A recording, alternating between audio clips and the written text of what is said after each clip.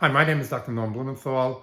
I'm a clinical psychologist with over 25 years experience in the area of trauma, bereavement, crisis intervention.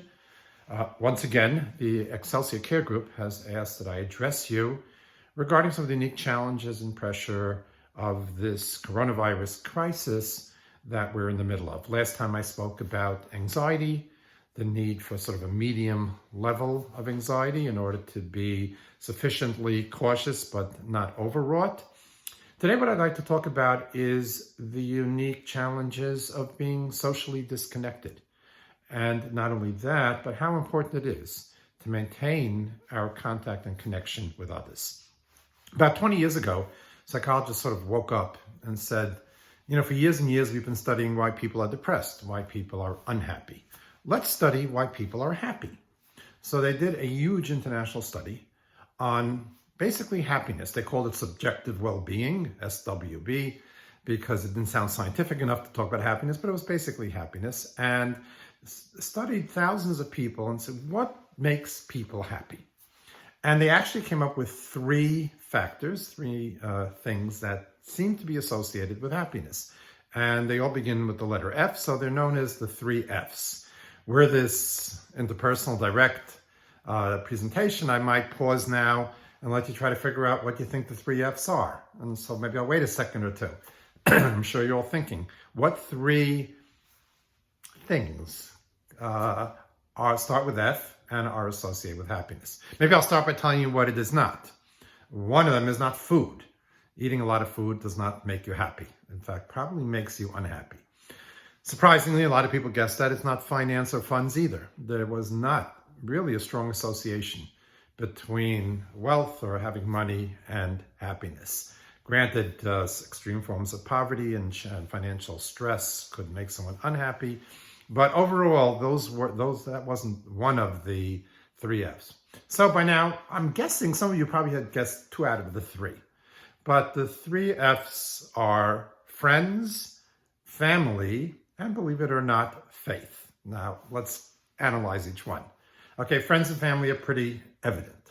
If you have close family relationships, if you have a coterie, a group of good friends, that's going to contribute to your happiness. Now, faith, you can't really measure what somebody's feeling inside of them. So it's very hard to measure faith. But the way they measured faith was membership in a house of worship. So if you're a member of a church, a synagogue, a mosque, then that is associated with happiness. So now let's look at what's the common denominator. What do all three of these have in common?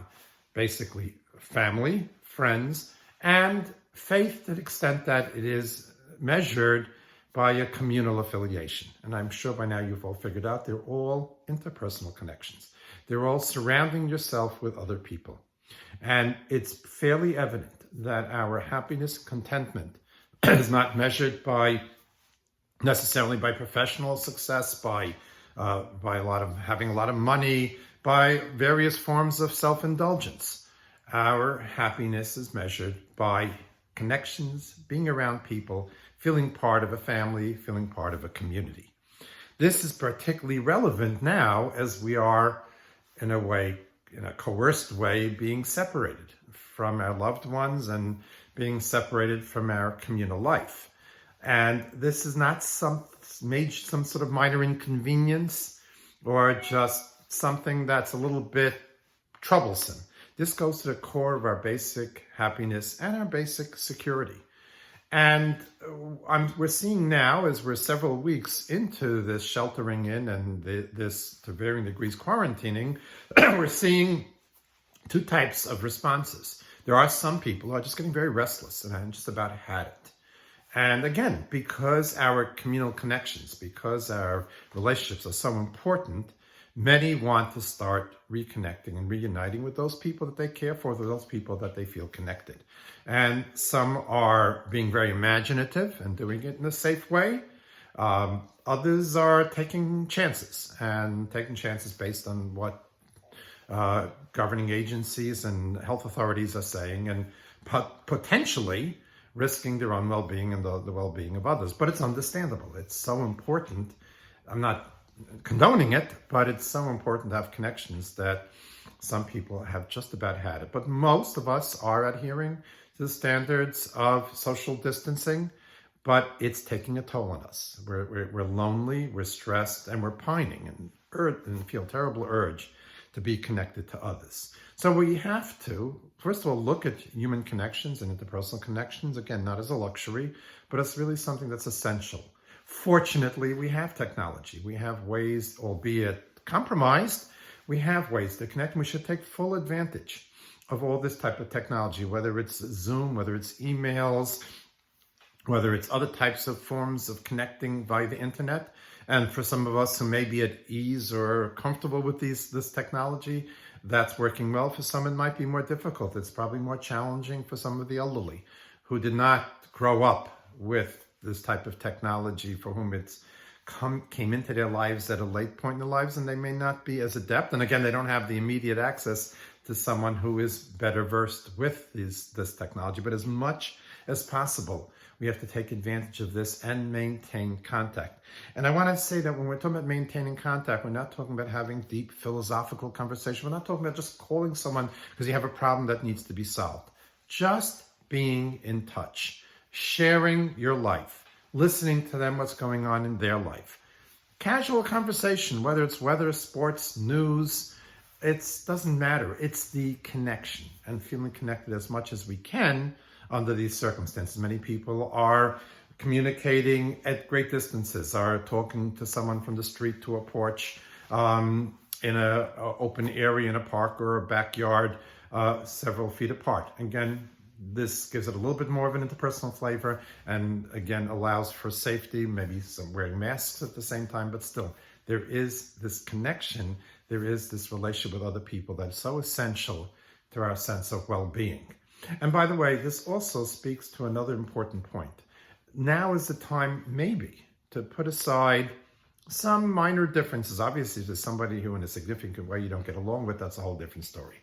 But if there are some petty grievances, maybe some elements of jealousy, maybe there are one or two areas in terms of one's relationship where somebody feels wronged or feels that it's lacking, now might not be the time to try to resolve that. Maybe to identify it and to say, when all this is over, we got to work this out.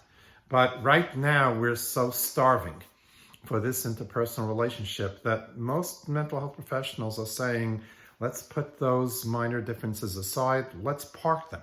Let's sort of put them on hold. Let's not forget them, because it's important to work out relationship difficulties, speak it out, talk it out, compromise, reach some sort of resolution. But when we are under such stress and when we are feeling so painfully disconnected, it may be the time to sort of, as I said, suspend those subjects, focus on what's positive, focus on what's strong, and maintain the connections, and try to maintain varied connections. Try not to have very limited ones, which might become tedious after a while, but maintain contact. This is a time, and I'm seeing this, that where people are connecting with those that they may have been out of touch with. Maybe a more distant relative, maybe an old friend from younger days and now might live in a different part of the country, and because life was so busy, you didn't have a chance to connect with them. Now's the time to check in, to send texts, to see if you can have a FaceTime, Zoom, Skype, any of those various ways in which we connect with others. But we have to fill our lives, we have to enrich our lives with human connections, even as I mentioned, communal connections, and again, in very creative ways, houses of worship and communal organizations, social organizations, clubs, etc., alumni organizations are arranging for collective meetings and get-togethers and updates. And that, again, part of the need for interpersonal connection is not just with family and friends, but it's with community as well. So we have to be careful never to underestimate how important our human connections are, our social connections are. Maybe one silver lining of this crisis will be that when it's over, we will emerge with a greater appreciation for human interactions and do whatever is necessary that they are optimal and most rewarding, mutually rewarding, reciprocally rewarding to everybody. I hope this information has been helpful on behalf of the Excelsior Care Group. There is concern for everybody's well-being, and hopefully we will emerge from this soon with no further loss or harm, and better people as a result of the crisis that we have gone through. Thank you for listening, and we'll be in touch soon.